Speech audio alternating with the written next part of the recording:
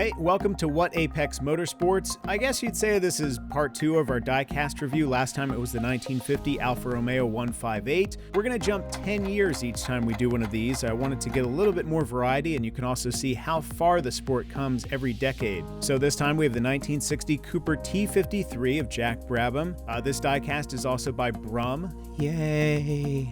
I will say this, if you jump into the interior, they do give a little bit of a wooden steering wheel look to it, so that's a nice detail. And look at that, there are gauges on the dash.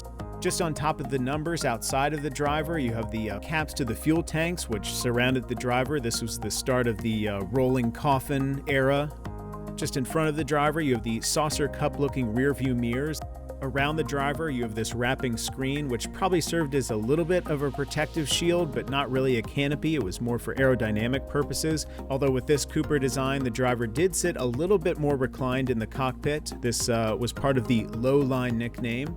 And when comparing the two, while we won't get to this car for quite some time, this is a Quartzo version of the T51. While there was no engine in the front, it seemed like the design almost scooped to try and account for that, even though there wasn't anything there. You get to the T53 and they're like, no, we're just going to drop it down more and help the aero. You get to the rear of the car, the bump on the left is a little bit different to account for the Coventry climax in the back. Another thing to check out is the rear suspension on the T51. You can see that black bar going all the way across. The leaf spring suspension design was used by Cooper then. Customer Rob Walker used a coil spring on his car for that season, and Cooper said, yeah, we'll do that too. They adopted that design for the T53.